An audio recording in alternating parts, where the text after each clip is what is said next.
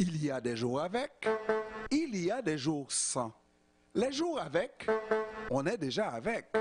Mais les jours sans, il faut faire avec le AM 1410.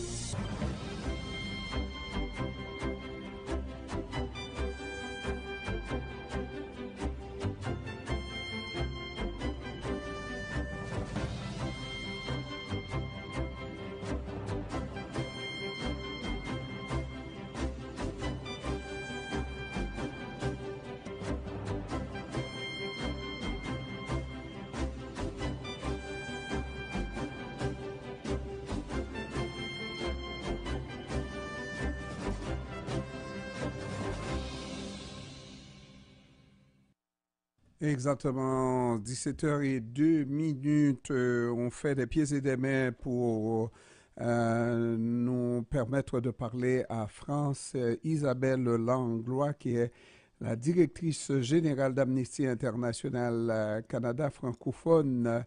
Dans un instant, on devrait la voir avec nous. Pour l'instant, la Russie exécute des soldats qui refusent d'obéir selon la Maison-Blanche. Des soldats qui refusent d'obéir sont exécutés dans l'armée russe.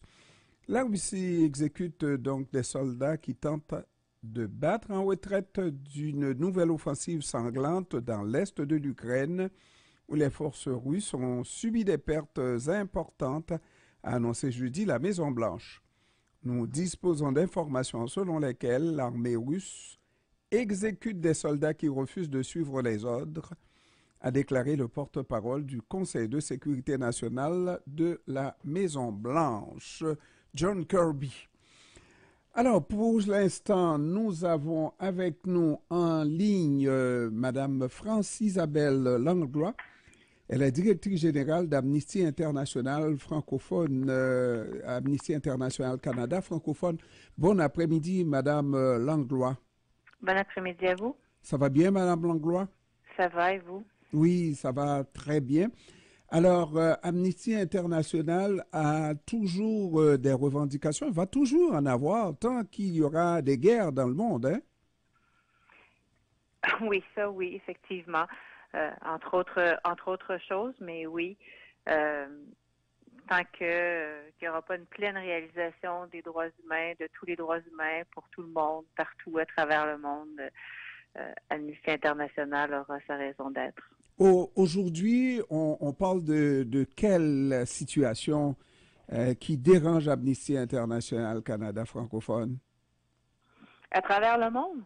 Oui, non, on les regarde comme ça, là, des situations générales. Hmm? Il y en a plein, j'imagine. Ben oui, d'abord, il y a beaucoup de conflits. On focus, bien sûr, sur la guerre en Ukraine, entre la Russie et l'Ukraine. Il y a le conflit au Moyen-Orient, qui était déjà une situation qui était extrêmement préoccupante depuis des décennies. Mais les récents événements sont catastrophiques.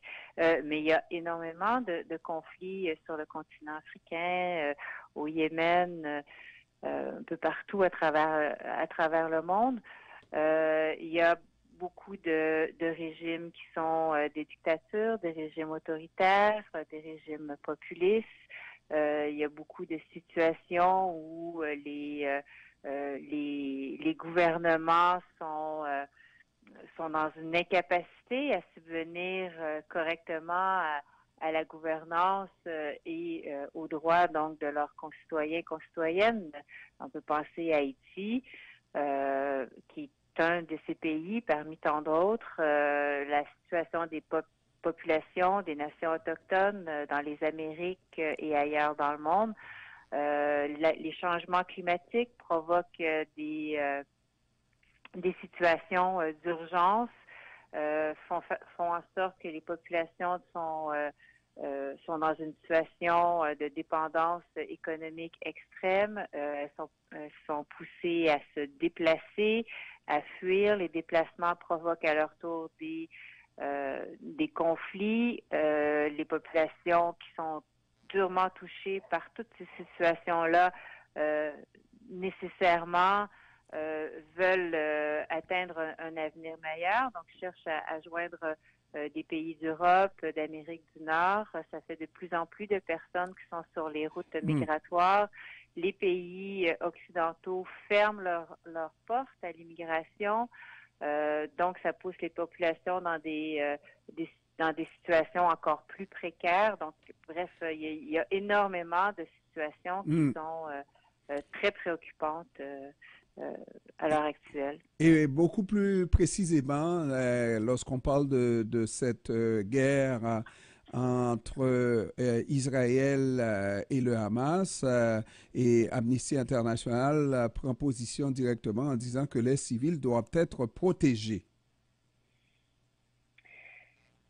Oui, ça c'est un principe de base. C'est vraiment la base.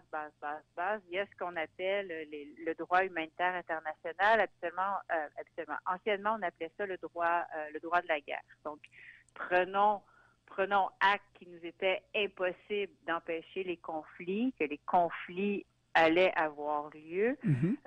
On s'est dit qu'on était, à tout le moins, pour essayer de baliser, de cadrer les conflits et de s'entendre sur ce qui était permis et surtout sur ce qui n'était pas permis de faire en temps de conflit. Et notamment, donc, de s'attaquer directement ou indirectement aux civils. C'est-à-dire qu'on peut concevoir, il peut y avoir des cas où, malheureusement, des civils vont être tués ou gravement blessés dans un conflit. On va considérer ça comme des dommages collatéraux qui étaient non prévisibles ou difficilement évitables. Par contre, il y a des situations où c'est évitable et à ce moment-là, même si on ne visait pas directement les populations civiles, on visait une cible militaire, par exemple. Il y a des civils qui sont touchés, mais on va considérer que c'était prévisible parce que les civils étaient près de la cible militaire. Et donc, on va considérer que ça devient un crime de guerre. Quand on s'en prend directement aux populations civiles, c'est considéré comme des crimes de guerre et dans certains cas, ça peut être considéré comme des crimes contre l'humanité. Alors, dans le cas actuellement, le Hamas s'en est pris directement aux populations civiles, ce qui est hautement condamnable par le droit international. Et à son tour, Israël bombarde la bande de Gaza, qui est un tout petit territoire de la grandeur de Montréal, avec une intensité de population très importante. C'est un territoire urbain. Et en bombardant, en ciblant comme ça la bande de Gaza, nécessairement, on s'en prend aux civils. En plus, ces personnes-là sont prises au piège. Elles ne peuvent pas sortir de la bande de Gaza. De demander le déplacement des populations à l'intérieur de la bande de Gaza, donc de demander aux populations qui sont au nord d'aller vers le sud pour mieux bombarder, c'est des déplacements forcés. Ça aussi, ça peut être considéré comme des crimes de guerre. Donc, c'est extrêmement grave et catastrophique ce qui se passe actuellement là, au Proche-Orient. En raison de cette situation, Amnesty International prône un cessez-le-feu immédiat de toutes les parties, n'est-ce pas? Oui, parce que la situation, elle est vraiment catastrophique, alarmante. C'est des centaines, des milliers de personnes déjà qui sont mortes. Il y a énormément de civils, d'enfants parmi ces victimes.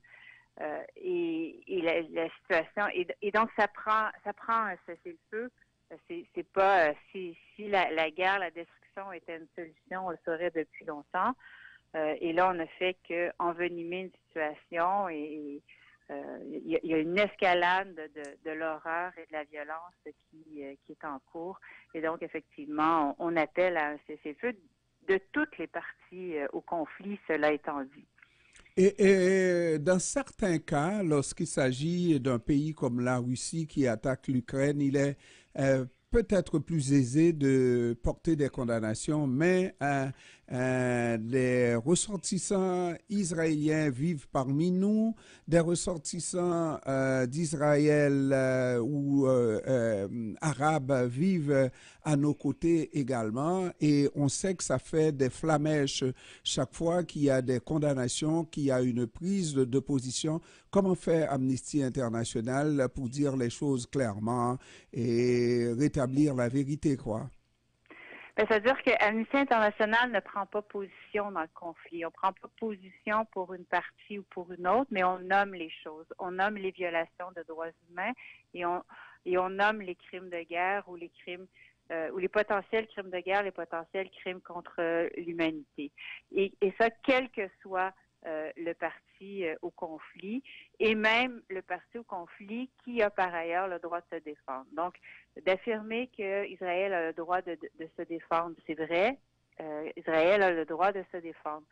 Israël a été attaqué, Israël a le droit de se défendre. Cela étant dit, ça ne permet pas à Israël de commettre des crimes de guerre, de s'en prendre aux civils, éventuellement de commettre des crimes contre l'humanité.